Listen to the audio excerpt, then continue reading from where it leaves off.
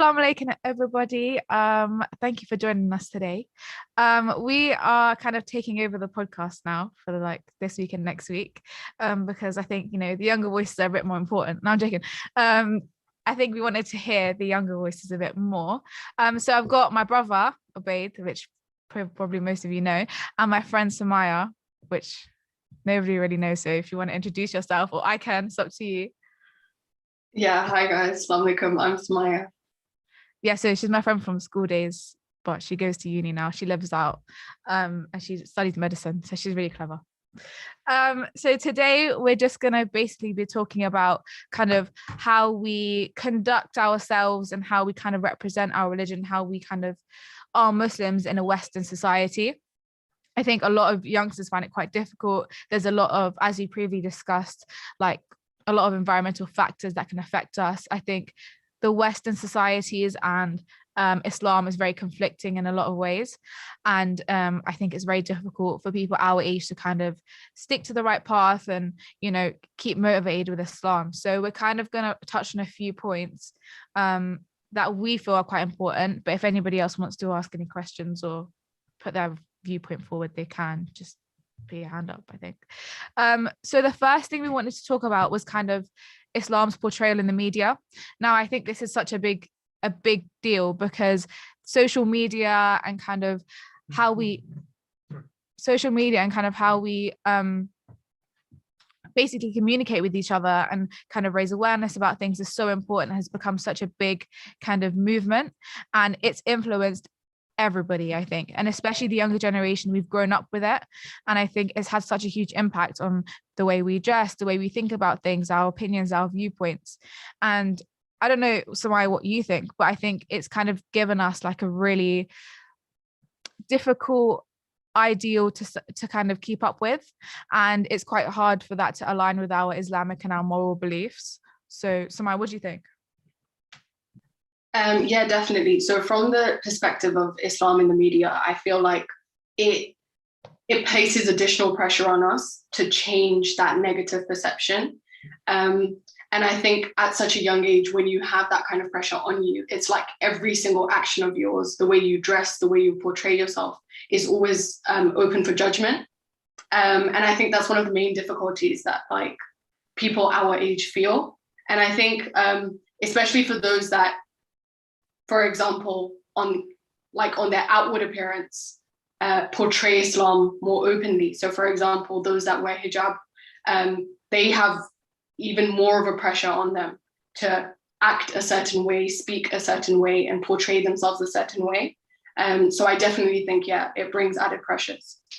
I think also the way Islam is portrayed in the media to the wider population. So for example, in Daily Mail or The Sun, for example, if a terrorist event happens or a shooting or something to do with a Muslim, they'll immediately label it as terrorist because there's a Muslim face, right? But if, for example, if it's a white person, they will show a picture of him with his baby and kind of put it in a nice way and be like, oh, he had mental issues, and they'll provide excuses and they'll try and show him in the best light. And I think this is kind of portrayed to a lot of people that a really bad image of Islam. I think the media has such a big role to play in that. And I think us as young Muslims are always on the defensive. I remember when we were in school, when people would say things, and we obviously were quite immature as well back then. When people would say things, we would straight away go on the defensive, and it would be a huge argument, and the whole school would erupt, and it would be a fight, and it would be me and Samaya screaming and shouting at someone because they'd said something out of place. And I think the way the media has presented these kind of the way Muslims are, I think it's made us even more defensive and a bit more sensitive to what people say. And instead of kind of trying to understand the other person's viewpoint and give them dawah, I think it's quite easy for as young people to kind of jump down their throats and kind of have a go at them. So I think that's definitely something that happens quite a lot. I don't know about if that happens at school. I think less in, I don't know about when you were at school, but less in my school. I think they're a lot more integrated, all cultures. In my friendship group, we have a lot of mixed race people, a lot of black people, we have Indians and it's not as much, but the topic does come up quite a lot, and we do have to try and explain to them because they're not as educated, they don't understand why we do certain things the way we do, and why we're portrayed the way we are. Do you kind of find it difficult to kind of give people dawah in a sense? Not really. In terms of actually getting to the point of giving them dawah, I don't think it's difficult. I think it's easy to bring up a conversation. Yeah. Because it is something that a lot of people want to talk about, a lot of people want to understand, because it is quite an interesting topic. Why are Muslims portrayed like this when we all came from different places, but Christians aren't portrayed like this. So it is quite an interesting topic to discuss. And with a lot of people, some people get defensive about it, some people don't.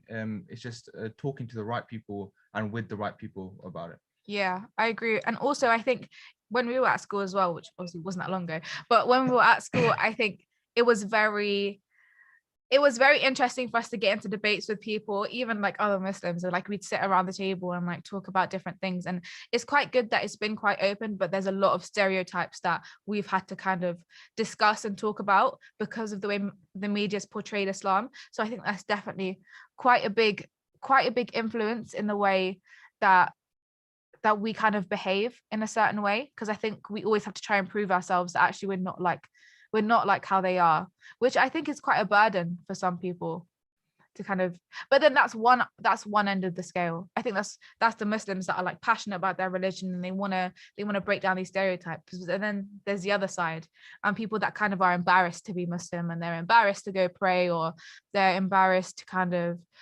say that they're Muslim in front of their friends. Like me and Samaya were quite fortunate to be in a school in Slough, which is full of Muslims and Asians, but I have friends that went to completely white schools and they found it quite difficult. Even with us, we were surrounded by a lot of Indians as well, so it was quite difficult to kind of stay on the right path and not get influenced by people having parties and doing all these kind of things that was made to seem normal in a Western society, which is normal in a Western society, but for us, we're not particularly allowed to do that and involve ourselves in these activities. For me, I found it quite difficult, especially when I was like much younger, when I was like maybe 13, 14. I found it really difficult when, like, for example, everyone was going to like a huge birthday party and my dad would be like, no, you can't go. My dad would try and explain to me. Obviously, I would not understand. I'd be fuming. I'd slam the doors. I'd be like, no, like I feel like I'm being like caged up and I'm not allowed to do everything that my friends are doing. Now I look back and I understand, but back then it was very difficult to kind of get through to me. And I think a lot of parents struggle with their children in that sense, to kind of put those boundaries on them, and the kids don't understand it and it just turns into an argument. But I think when you kind of grow up and you're a little bit older and you look back, you understand the reasons why they say no, and you kind of have the Islamic knowledge behind that backing. So I think everybody's kind of been through an up and down journey and kind of battling between like the Western side and your Islamic side. I think it's very dependent on the way your parents also bring you up and the Islamic knowledge that you already have. Because I think if my parents didn't teach me like why, even though I was angry at it then, now I'm not. And I think for children who are just told, no, you're not allowed, that's just the way it is, I think for them, that's when they rebel and then they get into the wrong things. And then it gets to a point where their parents can't stop them anymore. But that's just me. I find it quite difficult when I was like 13, 14. So let me ask you a question, Ms. Farr. What, when you look back at those days, what do you think would have made it easier? What do you think the approach could have been to made you embrace your belief, your values, so that it would not have been so much of a challenge for you when these situations occur around you? Because obviously what you face is what we face growing up as well. Our challenges were slightly different in the fact that, you know, Islam was a very native religion. It was unknown to a lot of people. I mean, I remember when I used to go to school with all these white kids, and there used to be like one guy wearing sharab kameez and those Pakistani Qaid-e-Azam kind of hats, and the guy was like, why is that guy wearing a tea cozy on his head? I don't understand, right? So it's like it was very native for them. So our challenges were very different. I didn't have, my parents just could not talk to me or teach me anything about Islam in terms of from any rational perspective. What do you think, now looking in hindsight, could have had been done to have made it easier for you to have embraced it? I think it's inevitable that there's going to be some things that the kids aren't going to understand, right? No matter how you put it to them, they're always going to be angry because they're always going to feel left out, or they're always going to feel like they're isolated. However, what I would say is, I think when I was younger, I thought Islam makes everything haram. Like there's nothing fun. Like I can't do anything. I basically should be locked in my bedroom reading namaz all day and that's it, and reading Quran. And it kind of seemed like Islam doesn't really allow you to do anything. So I think definitely emphasizing on what Islam does allow you to do, like, oh, you can go out to dinner with your friends. You can, do these things. You can do other things apart from, party and drink and do drugs all the time like everybody else is doing. This is what you can do. So I think instead of restrictions, I think giving other options would have been a little bit better. I think it still would have been difficult for me to it's a hard pill to swallow, but I think it would have made it a little bit less like trapping in a sense. So let me put it this way to you, right? If you take the hadith of Muhammad sallallahu that says those things which are haram are very clear, and those things which are allowed are very clear, and then that which is in between the two is what is the gray area, and the best of all believers are those who abstain away from the gray areas. So if you take that principle in mind in general, you're right in thinking that you as growing up, you always think everything is haram, and we're not allowed to do anything. I think in defense, you are right that not everything was haram. Like sometimes you'll probably notice that you've been told you can't go out. I don't want you to go at night. I don't want you to go to this restaurant, whatever. All of this is actually halal. Yeah, there's actually nothing wrong with a couple of sisters or brothers going out at 9, 10 o'clock at night and doing. Islam does not actually forbid this. What actually tends to happen is that you kind of end up crossing in gray areas where parents generally tend to protect their children from that gray area. So for example, there's nothing wrong going to a restaurant, but when a restaurant is connected to a bar and a club, okay, and there's this kind of things going on, we tend to think to ourselves, we as human nature, our nature and our tendencies are that we become very easily influenced. We live in a society where we are predominantly the minority, okay? Our ideas and our values and our thoughts are minority. And therefore, when we see these things, it's not like majority of Muslims are being, are behaving the way they should be, and we're the vast majority, that we actually create the public opinion. We don't create the public opinion. The public opinion is against us. So what tends to happen is, it's not that we're forbidding you from going out and doing these things. We're protecting you from the gray areas that could effectively draw you in. And that has happened many times. I can think of millions of examples of people who just used to sit and watch people do certain activities, like people who came from good backgrounds. I can give an example from university when we used to go, and there used to be youngsters who were from very, very good Muslim families, because they used to live and share, in a household of different kind of people. Some were Sikhs, some were Hindus, some were Christians, some agnostics, Muslims, and even some of the Muslims were probably the worst of us at times. And they would be sitting in the same room, and one guy would take out a spliff, another guy would take out a beer, and so forth. Then what tends to happen, eventually that guy or that girl who came from a very good family, by the end of the first year, they're smoking spliff, right? They're drinking. And that's the issue that that I think people need to understand, is that there's that gray area that we're trying to draw ourselves out of. I think when you talk about the gray area, I think when you go to university, like I know a lot of my friends moved out, like Samaya moved out as well. I think that's where you put yourself in positions where you're going to test yourself and test your belief. Like, for example, you're going to solidify what you've been learning at home, or you're going to solidify your Islamic faith in your deen. I don't know, Samaya, you're probably best to answer this kind of discussion point about how you found out at university. So on the topic of like gray areas, like I definitely agree. Like now growing up, I understand that there was X, Y, and Z that my mom and dad were trying to protect me from that I didn't see. And I guess that's what you're saying as well, but like we fight that and we challenge that at the time because we don't know what those gray areas are. But as we're exposed to that more and more, and we understand those gray areas, then we're like, okay, our parents made the correct decision. So I definitely agree with that point. But then at the same time, I feel like as well as there being things that perhaps our parents could have done differently to explain to us or to protect us from those things, in a way, I would argue that there isn't, because you can't really expose your child at such a young age to those things, because it can have the opposite effect. And then at the same time, like delving into topics too much is beyond what our maturity and understanding was back then. And then on the point of uni, like personally, like because I grew up with these values and principles, I don't find them difficult to uphold. And I know like Misbah will agree with this. Like I think me and Misbah are quite outspoken individuals. So like even at school, when someone would challenge the way we did something or whether we chose not to do something, we'd be very open and expressive about our opinion. So I think personally, it's not been so difficult for me, alhamdulillah, to stop myself from being vulnerable. But I do think you are left at a point, like for example, when you move out into uni, where, okay, someone's telling you, come out with me at 4 a.m., come and do this with me.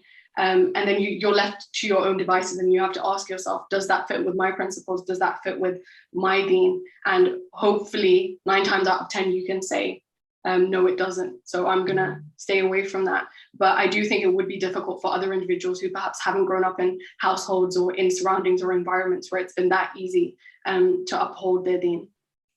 I think, again, like, for example, you're among one of my friends that have gone to uni and like stayed on the right path. But as we know, there are some people that completely went sidetrack and went completely opposite after they left school, and everybody was shocked. But then again, these are the people that when they were raised and we were in school, they weren't confident in their religion, because even though they were wearing hijab, their parents had forced them to, or they kind of were forced with the religion in a very kind of tough way. They weren't explained to, and they were just forced to do certain things, and it made them kind of resent their religion. So I think when it comes to your upbringing, I think that's so important, because when I see some of my friends and their parents haven't really explained to them why we do this, why do we do that, and kind of the wider implications of committing haram, they go out and they experiment, right? They explore when they are left to their own devices, when they have no boundaries, and they go to university, they move out, because they don't actually understand the implications of what they're doing. They just think that they've got all the freedom now. They completely go on the completely wrong path, and they go completely crazy. Whereas those like friends who have been brought up with the principles and the understanding, which is the most important bit, the understanding, they are more likely to kind of, yeah, they may slip up because you're left to your own devices and you find it difficult, you don't have your parents watching you all the time, but you are more likely to stick to what you've learned, because of the fact that you have that deeper understanding, that deeper connection with Allah, and you kind of have a stronger faith. So I think I've definitely seen like a complete split between some of the friends that went to uni and the others. So yeah, I definitely think the parents need to understand their approach and the way they tackle their children's upbringing and the issues that they face. For example, if they want to go drinking or clubbing or something like that, if their parents have been screaming and shouting about it and not actually explained it, when they go to university and they're left to their own devices, they're gonna go and do it because they don't understand what's wrong with it.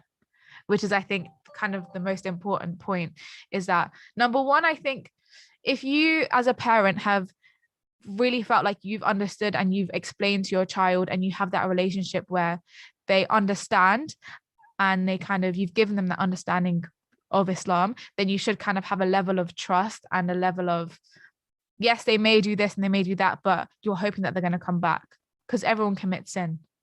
But don't you feel like those individuals who perhaps haven't been, I'd say, fortunate to have been in like growing up in environments like us, don't you feel that their experimentation is a compensation for that upbringing that they didn't receive?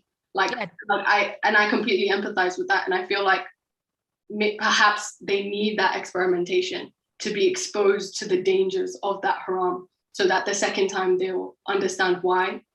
But yeah, it's definitely difficult.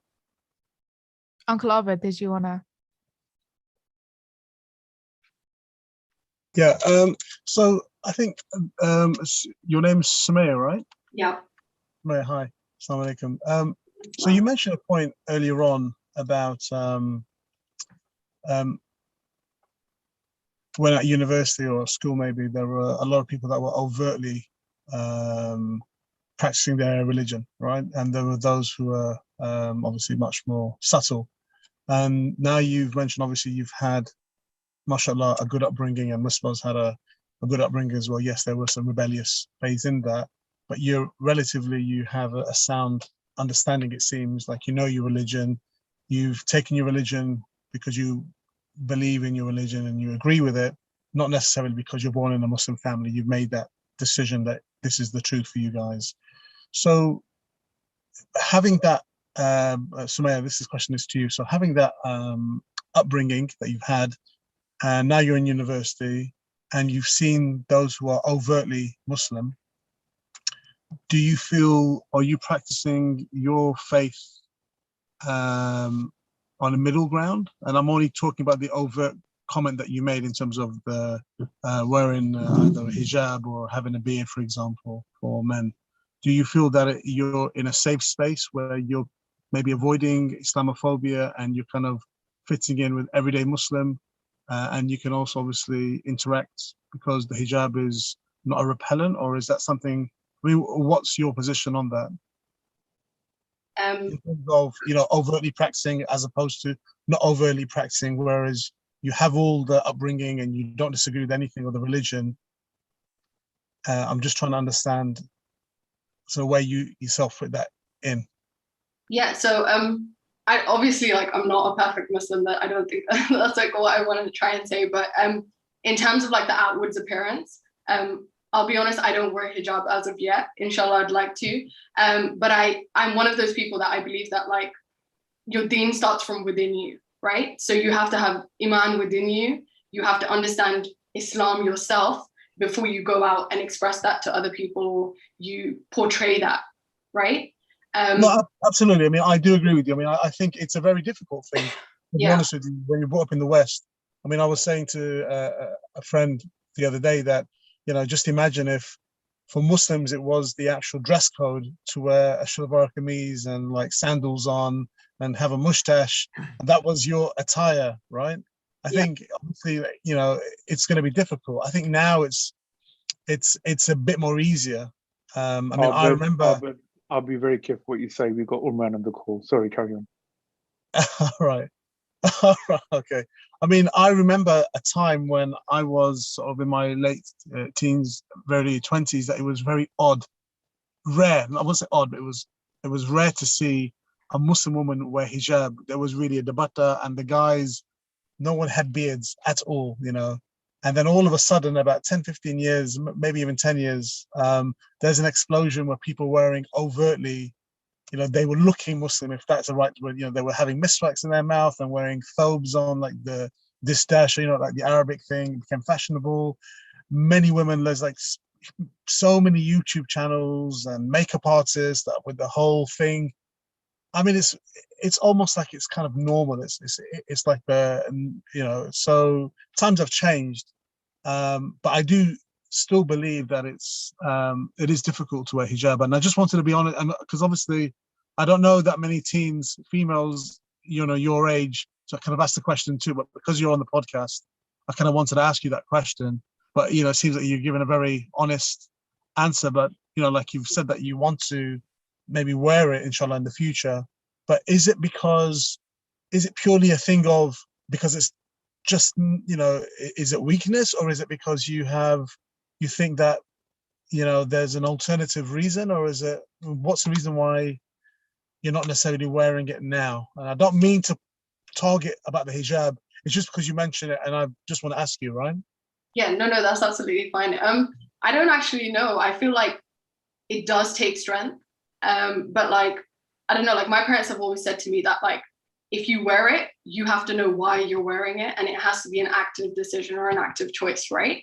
And then like my mom, like, alhamdulillah, she wears hijab. So then she always says to me that like, you have to remember that once you wear hijab and you make that decision, you can't essentially go back on that. Like, we all have ups and downs in our iman, and at our age, it's very easy to become more vulnerable to those downs. but my mom always says that like when you do it, make sure that it's a permanent decision and it's for yourself. So I guess maybe I just haven't reached that stage where I can have the strength to justify to myself that this is something that I can go out and wear confidently day in and day out. But no, there isn't an alternative reason. And as far as I understand, I think it is fard. Like, I think growing up, I always thought it was a choice. It's not, it is a fard. So I do understand that there's like an imminent responsibility on me to make that decision and wear that as soon as possible. But I think, yeah, it's definitely personal. Like it's probably just that I just don't have the strength or the confidence to have done it yet. But then I don't fear other people either. I mean, I really appreciate your answer to us. It seems like, you know, a very genuine answer. And inshallah, Allah, you know, guide us all and give us all strength. I mean, we all have our struggles. Just because you may not be doing something, it doesn't mean that I'm doing everything either. There's a famous quote by Umar bin Khattab. He said that, and I'm paraphrasing, but it was something on the lines of, just because that person's act of, in this case, an act of disobedience, or maybe they're not doing something Islamically, is different to your act of disobedience to Allah, doesn't make you better than them, right? It could be even worse. So I appreciate your answer. I have another question. I'm not sure if Misbah wants to comment on what you're about to comment. I was just going to say, also, I think it's very easy to kind of measure someone's faith based on what they look like. But actually, I think it's very, especially nowadays, it's very different. I can say Samaya is probably one of my most practicing friends, but someone with a hijab, I'd say, is probably one of my least practicing friends. I don't think, especially nowadays, hijab is necessarily representation of your faith. It might have been beforehand, but nowadays it's definitely not. It's not a correlation, I'd say. I know some really, really strong practicing Muslims that don't wear hijab, and I have the opposite side. So I think it's very important to understand that, yes, somebody might not be wearing hijab, but they're not committing the sins of drinking or smoking like the other my hijab wearing friend is. So it's very different. It's very different now. Yeah, but you know what? It's like you said. I mean, I've got some friends. Obviously, we're not here to expose people, but I mean, I have some friends, and they're really amazing friends. And they wear hijab, and you know, I think maybe it's from the culture that they're from, and they still will drink. They know it's haram, and it's not just in the teens. It comes up in the 30s and 40s as well. So, you would expect someone at a more mature age, you know, in terms of their 40s or whatever, to kind of like, you know, become a little bit more wiser, but it does happen. But, you know, ultimately, I do believe, though, that I think, like you said, I think what Sumaya said, it's difficult because it's just tough times, isn't it? You know, it's like our upbringing, and all of a sudden you have to add a new responsibility and Islamic obligation. And it is strength, I guess, down to it, right? But we don't do it, though. Like, I don't pray my prayers, or I don't have a beard because I'm judging, well, you know, because I know some really good Muslims who don't have a beard, and they're excellent. And I do know Muslims who don't have a beard, and they're not overtly like that. In the same way, I know some sisters, right? Some sisters are, you know, they do everything bad under the sun, and you were like, what's the difference between you and a really bad non-Muslim? You know what I mean? There's nothing, to be honest. In fact, yeah, I would say that the Muslims even worse. But we don't do it because of making a judgment call on, you know, so I want to be like the good person without wearing a hijab, or I want to be the good person without having a beard.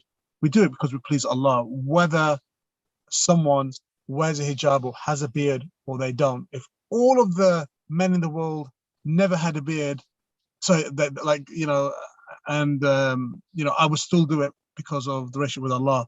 And I think for the sisters, if all the women wore hijab, then, you know, you should still wear it, but just don't do all the haram stuff, what they do. I mean, it's not really, because it's what Allah commanded, irrespective of what anyone does, right?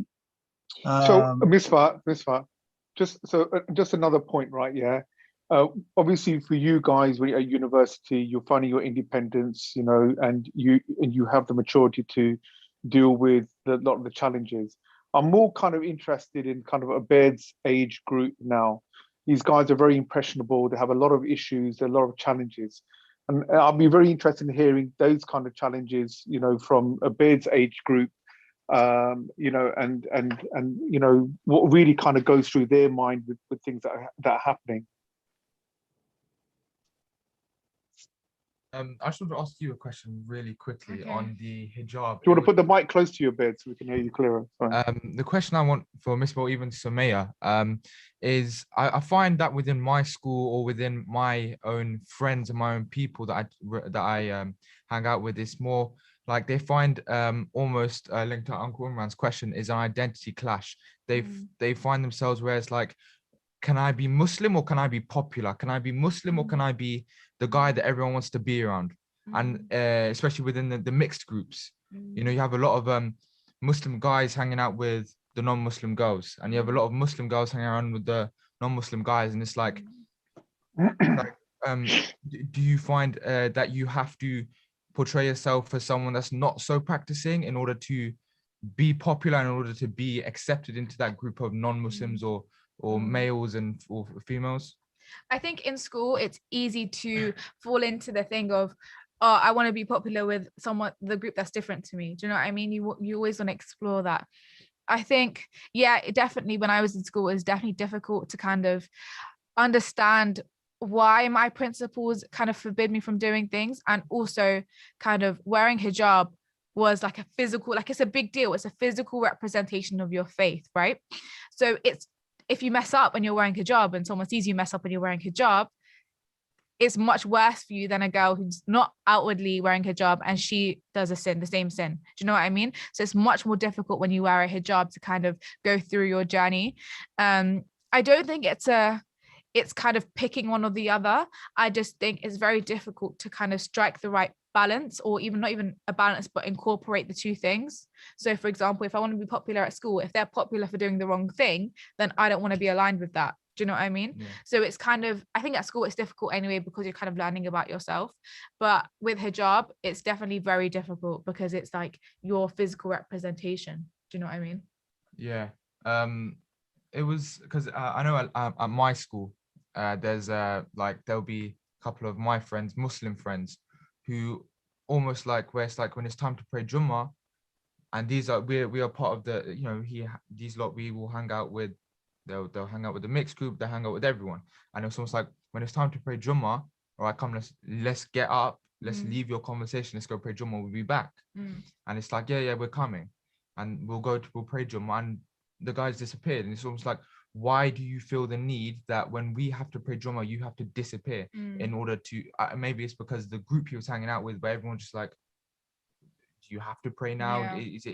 It was because maybe that's just my generation and my, a couple of the people that I hang out with. I know a lot of the people I hang out with are very good and are very like, Salah comes first, let's go pray and we'll come back and have finished the conversation. But I know a couple of people who, I don't know if it's difficult because I know with my dad, very Islamic, and I also know that he has a lot of friends. It's not a case of he's Islamic but he doesn't have a lot of friends, or he knows a lot of people but he's not very Islamic. He can't really show that. So I think we grew up with the understanding that you can do both, but some people might not have grown up with that. Some people might have grown up with the fact that his dad doesn't let him really do anything. I don't really want to be associated with that kid. Yeah, definitely. But on that topic of it, don't you think that's what's made it easier for us? Like, even like I don't know what the like situation is for everyone else, but like with my dad, my granddad migrated from Pakistan to Hong Kong, and that's where my parents, like not my parents, my dad was born and grew up. So I think I had a similar role model. Like I could look to my dad and see, okay, he doesn't drink, he doesn't do drugs, he doesn't smoke, but he still has that social life and he's still keeping up with the Western side of the world. But then I guess the question here that we need to explore is, what about someone who doesn't have that role model? What's the alternative for them? And I think that's like the question in the chat as well. Like, what advice would we have?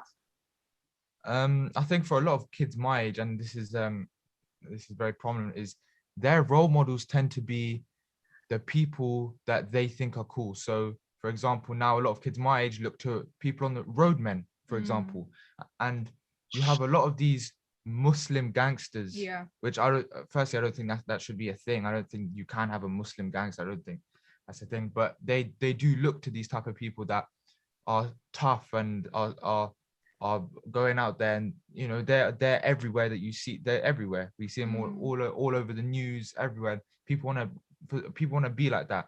I think that's what happens when you don't have a role model like that. You look to people that you think are good for you, and obviously as kids we don't know what's good and bad for us. And so saying that this role model, oh yeah, this is what I want to be like, it as maybe as you're in uni now, 19, 20 years old, you look at that and you're like, that's not what's good for you. And the adults might look like that's not good for you, but the guy in the year below him might think, yeah, he's looking to the right person. So I think that's the case with role models. I also think Islam is becoming a trend now. I think there's a lot of, like, for example, rappers, UK rappers, US rappers that are Muslim by name, right? But the way they behave and the message that they kind of portray is completely the opposite, right?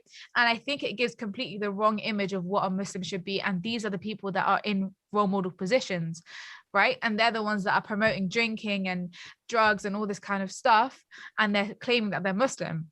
And then the young Muslims, for example, Baird and younger, his age, would look to that and be like, oh yeah, he's a cool Muslim, right? And that's kind of what we should look up to. That's what we should kind of aim to be. Or Muslims that are on road, for example, like there's so many stabbings even in Slough, like they're young Muslim boys that are doing this, right? We know that's completely against our religion, right? And they've been raised with their religion, but because it's become more of a culture now, they feel like, nah, I'm a cool Muslim, so I'm gonna go do this.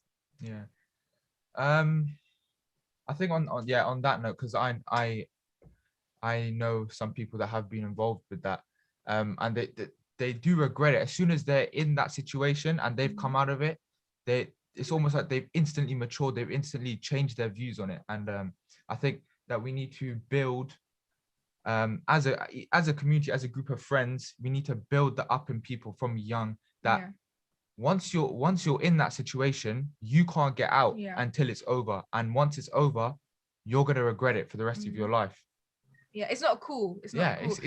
It's not cool. And especially with these rappers talk a lot, but half of them haven't done what they say.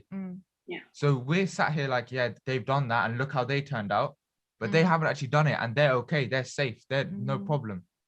But then when the kids try and do it, some end up dead, some end up injured, some end up in jail. So what do you feel that our community, your elders, whatever, can do to participate or to help the youth in that journey? Like, you see what we're doing today. I'm not talking specifically about the podcast, but you see what's happening, the mosques and whatever activities that are going on. Are we on the right path of helping the youth to get to the next level, or what's your view? I think with the organization that we work with, JMIC, I like the way they do their charities. I think getting their 16, 17-year-olds in to coach the younger kids, I think that is one of the cleverest things we've done, because before it was a lot of the adults teaching anyone younger than them, and the 60, 70-year-olds would be taught with the 11-year-olds, and they almost feel like they're kids again. But when you give them that opportunity to teach people younger than them, they know that they have to teach the right thing and the lessons that they've learned so far. So I think giving us the opportunity, even up to university, giving us the opportunity to teach other people ourselves, not only builds it within ourselves, but also it gives the kids younger than us and someone more relatable, someone more who they can actually say, okay, in a couple of years, I'm going to be like this. For example, I've seen, like, I think back in the day when we used to like go to Quran class and like there was imams and stuff, they were like completely unrelatable characters, you know what I mean? Like they were much older than us, they just read Quran and that's it. But now I've seen, for example, with Obed's imam, Ustad Usman, he's much more relatable. And I think if you didn't have a role model like that, you would not be interested in Islam. And I think now that he's kind of taken over, he's your teacher, I think he's definitely inspired a lot of the younger generation, because he's very relatable. Do you know what I mean? He's young, he can talk how you lot talk, he can understand the issues you go through, he's been through it, he's kind of witnessed all of that. What about for the girls then? I mean, these are role models for the boys. What could be done for the girls? I think girls face very different kind of issues, and I think it's the responsibility of people, for example, like Samaya and myself, that have like grown up with the privilege of growing up in our kind of community and that our kind of family and our principle, to kind of take a role, kind of like Abed said, to teach the younger generation, or kind of have activities or have that connection with the younger generation to give them role models. Because I don't see many women or female role models in Islam, like, or even in our communities. I don't know, Samaya, what you think? Yeah, so I was just gonna raise this like topic. So there was this like really famous blogger, like I don't want to name her, but she was an outwardly practicing Muslim. She used to wear a hijab, very famous on Instagram, millions of followers. And then one day she decides to take her hijab off, and her feed is cleared of hijab pictures, and she's there without hijab. And that had two effects. So then there's people that are following her for whom she's a role model. So they've just gone and taken their hijabs off now, because if she can take her hijab off and be a Muslim, then we can as well. And then on the other hand, you have people who like absolutely resented her. And it's like, okay, like we're unfollowing you, we're clearing you from our space, we're not letting our kids follow you, or we're telling friends to unfollow you, because that's not the kind of example that we want. So I think like in that sense, with girls, it's very different, because a lot of it is to do with physical appearance, right? Because even the dressing, the beauty standards, the societal norms are very different. So I think for the girls, the first thing is follow people and surround yourself with people who won't compromise your deen. And if you are surrounding yourself with those who aren't on the same stage of that journey towards the deen with you, make sure that you're not susceptible to influence, or you're able to draw the line. And then the other thing I think, which applies to me in Rizla, and perhaps, I don't know, parents or people in the community, empower your daughters and your sisters and the women in your household with the knowledge they need to go out and justify their deen. Because when in sixth form, like when a discussion would start about Islam, a lot of people used to like stay quiet in that discussion, because they feel like they don't have the knowledge, they don't know enough about Islam to be able to say something. But if me and Misbah knew a story, or we knew a hadith, or we were able to say something to a non-Muslim to inspire them to understand our faith, that it's just so empowering, and the people around you look upon you like more highly as well. So I think it's definitely more about education, and that applies for boys as well. Like we need knowledge so that we can go and spread that knowledge and feel that we have that to be able to justify our deen. So tomorrow, Sumaya, but you have to agree, for the boys, it's obviously much easier for them to look for that source of help, right? Because they can go to the mosque, they got imams there, and as we've already spoken, it's quite evident for them to find those people. But how do you're talking about these young girls, and they're looking for role models? Where do they find them? They wouldn't look at you two, for example, and think, are they practicing? Are they not practicing? They wouldn't know, right? Okay. Whereas a beard can go to the mosque and find a guy with a dorbie and a big beard and say, okay, maybe I can go and sit with this guy. You know, how do you overcome that challenge? What's the next stage? How do you deal with those? Like, you know, you for example, I'm sure you two will be available to help out. You know, in your own communities and whatever. But people wouldn't find you, right? Right. I think mosques aren't there, right, for you to go to. Mm-hmm. Yeah. I think it's very important. I think a very important point that Samaya made is that girls, it's all about confidence, right? And if you give them confidence, and that starts from the home, like if you give your daughter confidence, my dad and my mum have always built confidence within me, and I'm very lucky and very privileged to have that. And that has allowed me to go out there and be confident in who I am. But a lot of girls aren't like that. I think that's a culture thing, right? The girls are meant to, you know, stay at home, not say much, like just do their job and carry on. And the boys are built up and they're like praised way more than the girls are. So I think definitely confidence in girls is very, very important, and that should be built. And I think, yes, it's very hard to find female role models that are Muslim and they're doing the right thing, especially in our community. And I think that is where kind of, for example, myself and Samaya and other people like us are lacking. Like we should take responsibility for that, and we should kind of go out there and organize things and kind of be someone that a younger person can go to and talk to about these things. I think it's definitely time for maybe like an older female to kind of get together a group, or like some sort of support group or something, to kind of have a place where younger Muslims can go to and feel part of something, younger female girls can go to and kind of feel like they have that support and that confidence and that backing from, like, for example, older. Is there not Islamic societies at university or college that offer that, or are they not? Do you think that they're not sort of as qualified as you need them to be? No, at university it's absolutely fine. Like that's not really a struggle. But I think we're talking about the younger lot, like maybe your dad's age and a bit younger, where they're really facing like issues and they're like rebelling and they don't understand. That's the main age group, I think.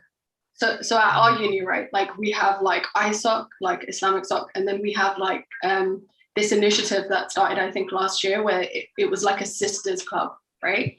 And it's like a WhatsApp group chat with just girls on it, who are Muslim and want to get closer to the deen. But then again, the trouble with that is you like, okay, so this is a personal experience. When I joined uni, I joined this group from ISOC, which was made just for Muslim girls. And it was like advertised as a Quran class, right? So you could go there, you could learn about like tafsir, and then you could perfect your tajweed when you're reading the Quran.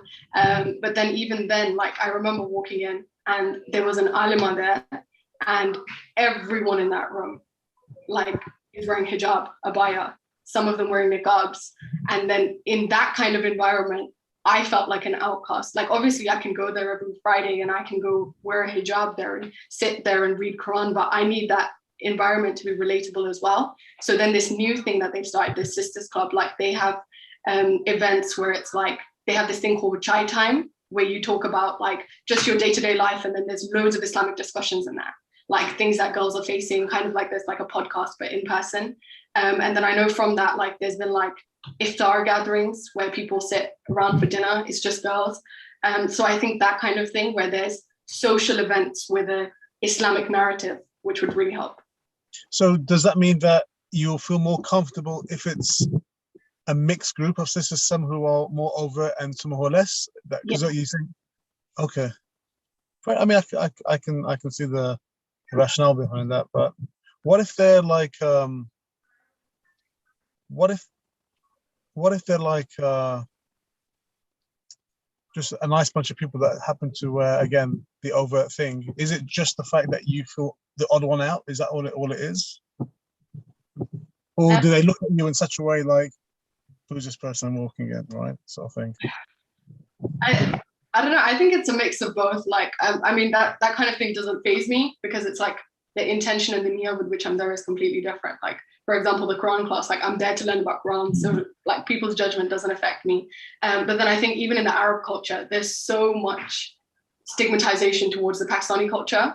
They just feel like we aren't that standard of Muslim that they are, right? And you feel that because we have racism, though. We have a lot of racism and elitism, and just people are just so there is that.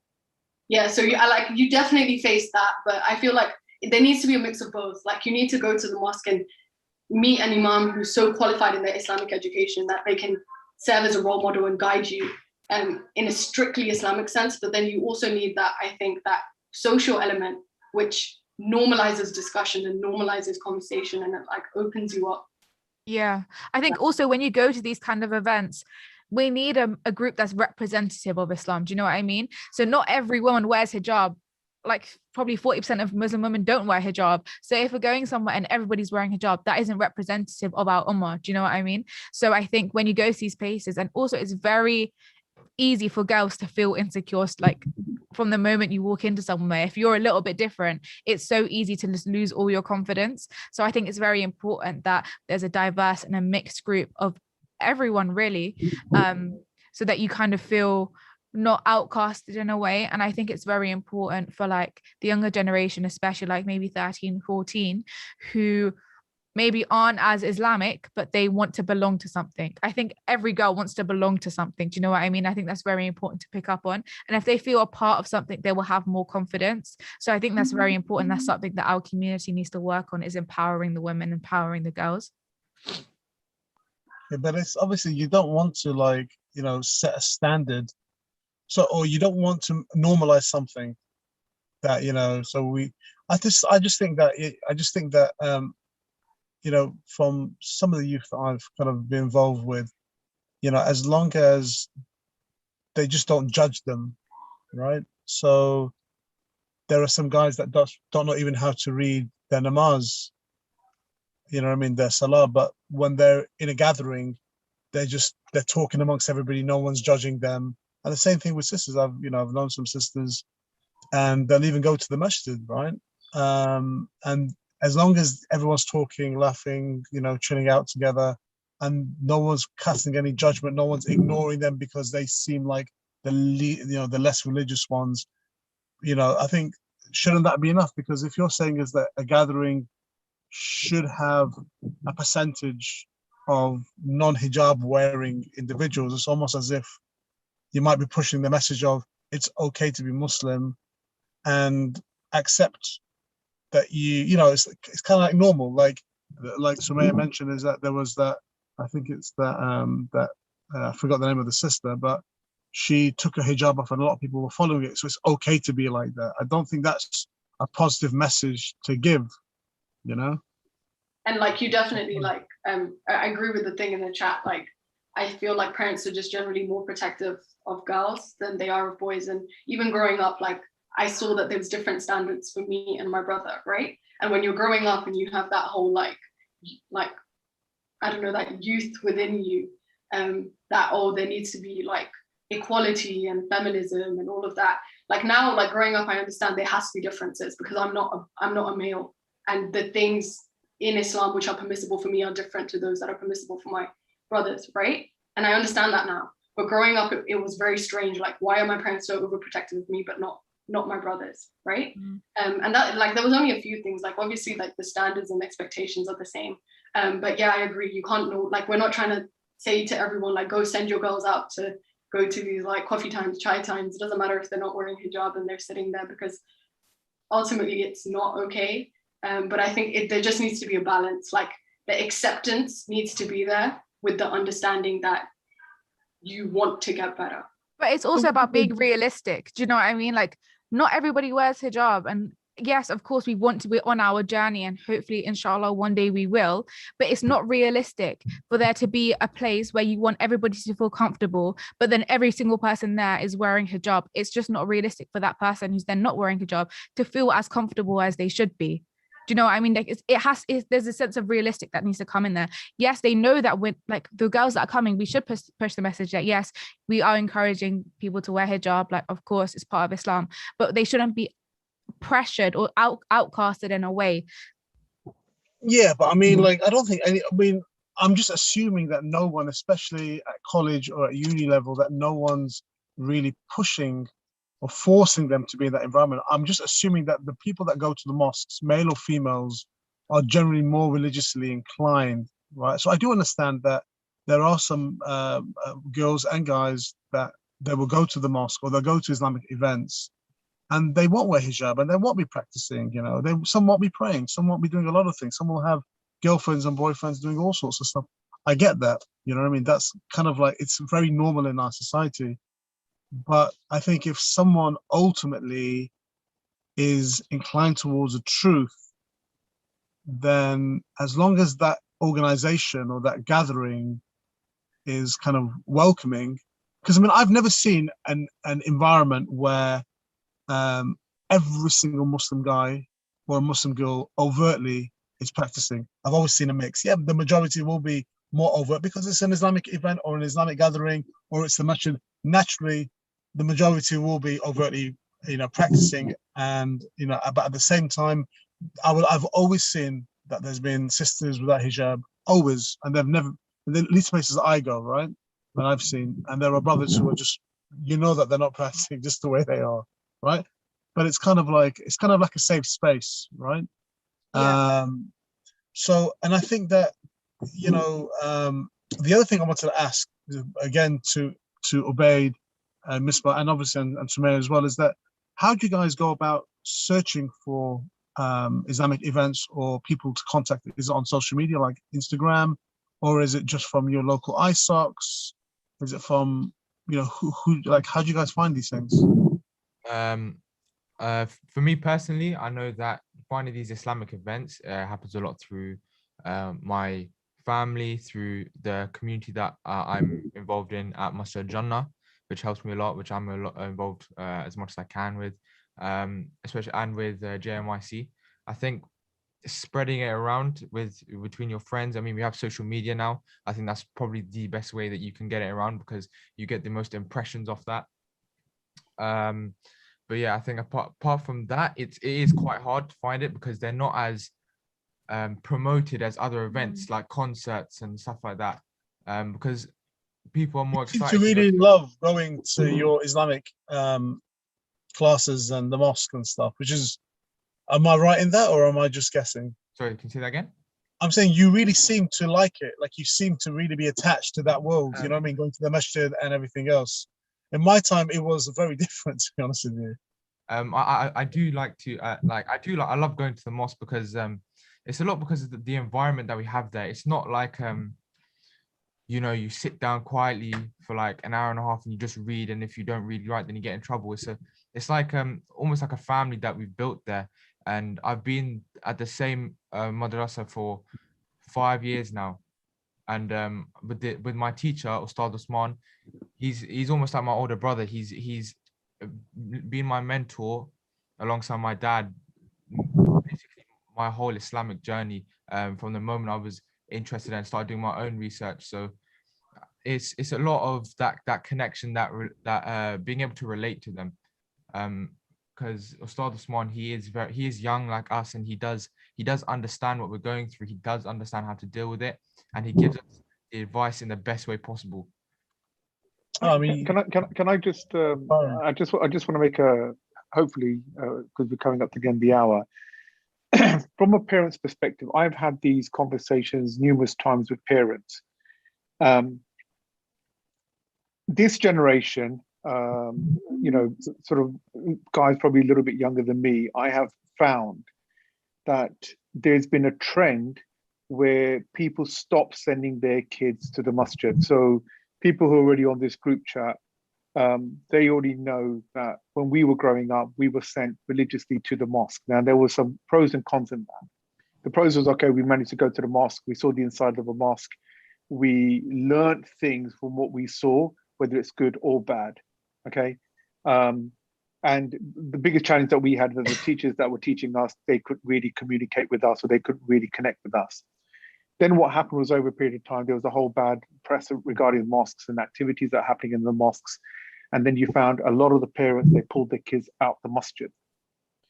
Now, I deliberately ensured that all my kids went to the masjid, okay?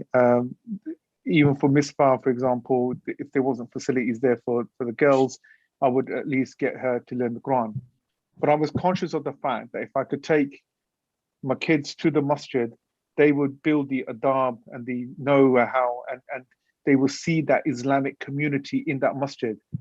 There is never a complete good in a community. Muhammad Sallallahu even knew this as well. In his own community in Medina, there was always shenanigans going on. And if you study the seerah, you will see that Muhammad Sallallahu was continuously fighting against the hypocrites. He was fighting against the Jews in his communities, to the extent that he was literally outnumbered, even though his society wasn't considered to be an Islamic state. And Muhammad Sallallahu always said, and this is a very important thing for the kids as well to understand, the youth, that he said, it is better for you to be within a Muslim community rather than to be outside of that community, because there's more good khair in that community that will protect you than being outside, where you'll be open to attack. You'll be open to dangers. Okay, so even though we always get criticism, oh, you know, we live in this Slough, there's so much corruption in Slough, why don't we just get out? But there's more protection here in terms of your deen and so forth if you look for it. So I found that these parents, they had this mindset, I'm not going to send my kids to the mosque, I'm going to teach them at home and so forth. And then you find that these kids didn't learn, they didn't soak up that same type of things, the same type of society would give you as you soaked up when you were outside in your schools and colleges, right? Because we are Western in the way that we think, and the way we are, we're hybrids. We're walking hybrids in our mentality because we soak up our community. Well, in the same way, our children have soaked up. Whether Abid has his tussles up and down, but reality is, generally he is picked up in a very good, strong Islamic Shakhsiyah personality because of going to the mosque, you know, religiously, and even there were days that he didn't want to go, and we push him to go. And that, therefore, you start to see the results of it. And so it's very important for the youth. The key thing is for the parents to keep having that communication. It's like, and I'll give the example all the time, it's like taking grass seeds and throwing it into the grass, right, onto your lawn. What's going to happen is 50% of the grass seeds are going to be gone because the pigeons are going to come down and flip and eat them all, right? But some of those will germinate and they will grow. So the ideas that you put into your kids, the conversations you have, and Sumaya, you will know, and Misbah, you will know, and Bed, you will know, that there's conversation your parents have had with you. Some have them germinated. Some of them have took a little bit longer to come out because you would challenge them, like, for example, the hijab or praying Jummah at school or doing certain things. But eventually they'll resonate, they'll come to fruition. The key thing is that we've done our job. That's what Muhammad said. He said, you can never force anyone's hands. You can never make people do something. All you can do is teach them with love and affection and with hikmah. If you give them this, and that same thing applies with your kids, eventually what will happen? Those seeds, if Allah wants, He will germinate them in you. And if He doesn't, He'll condemn you to doom. So that's one of the things that, just the fact that Abid made that point, and I pushed the parents to this as well. If you think that you will develop 100% religious kids, right, yeah, with the correct mindset, because you're going to keep them at home and teaching them about Islam, it won't work that way. You've got to throw them in that environment. You've got to expose them to that so that they can learn the rights and the wrongs. But basically you're teaching them the practical side. It's like me sitting there teaching a bed, this is how you throw a punch, and drawing in pictures of how it should be done. Until I throw him into the MMA cage, he won't know what will actually work and what won't. And so this is a very important part of from my perspective, from a parent's perspective, on how to, I'm not saying I'm the perfect parent, but it's something that I've learned, and there's always trials and errors, but it's something that we can push to you guys now, Sumaya and Abed and Misbah. Tomorrow you'll be parents, and you will be able to do things like that as well. Very, very wise, mashallah. I wanted to ask, because I know it's coming to an end, but Obed, you've obviously, you seem to be quite attached with your Ustad at the Masjid al-Jannah. And you seem, like you said, you seem like an older brother, and he's really kind of mentored you and taught you a lot. And obviously, I'm guessing that you're still with him, going strong. So are you planning to do the same thing? So when you complete a course or you finish a level of study, are you going to be mentoring kids as well? And if you are, I personally would be really interested for you to talk about what your future aspirations are, or kind of break down what your relationship is like with Ustad Uthman and you and other kids. So maybe that I can, see it and, maybe introduce it to some of the kids in our local mosques, because you speak really highly of at your age and the passion that you're speaking with, and you seem to be level-headed. I'm really impressed. I'll be really interested for you to talk about something like that, maybe. Within our mosque, it's Ustad Uthman does get everyone involved. It's not, you're at this stage of your course, so you're only going to do this, or we do a lot of things, and it's all as one unit. And Ustad Uthman is very big on unity. He loves to have everyone there together and feeling like they're part of something, because he knows that some kids might not get that at home, or some kids might not get that at school, just because of the way where they are, or the way they come across to other people. So I think the way he does it is amazing. We have events especially put on, and everyone has to do something. So we'll build a model Kaaba, and then we'll have some kids acting out how to do Hajj, and then we'll have some kids narrating it, and we'll have some kids making posters, and it will take weeks, and everyone's just there working together, and everyone feels like one unit. That's just one way he does it. He doesn't just do the class and the classic way. He does, we do go places. We went to Dewsbury a couple of years back, and we went to go visit where he went to go study, and we went through a tour of there. We went through what it's like to go to Islamic boarding school. It was a residential trip, and then we came back, and it was we stayed at the mosque for a night. It's all about getting the kids involved on an equal level. No one is above the other. And obviously when it comes to knowledge, you might have the older kids who know more. So if Ustad needs the older kids help, for example, me and a couple of the kids my age, I know we've taught classes at the mosque. We've had to take classes and teach them their Islamic studies because we've already done that. So that's going back to the point of giving us the responsibility of teaching, get us more involved and gives us that time to not only better ourselves, but communicate our information properly, what we've learned, and it secures it in us. So if we're learning about how Muslims are supposed to present themselves to the younger kids, we're teaching them, but we're also learning ourselves. We still also understand in ourselves how to do that more than anything.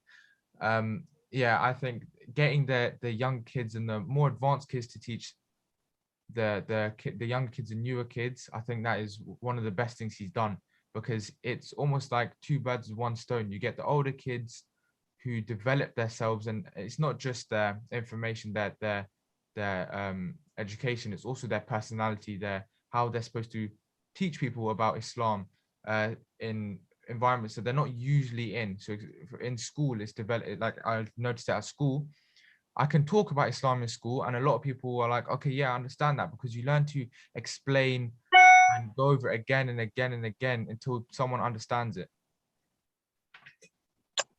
Thank you for that. That's really inspiring. I think this guy seems to be a really good guy. Yeah. Inshallah. Okay, I think we've gone over time now, but thank you so much, everybody, for joining us. We have one more podcast.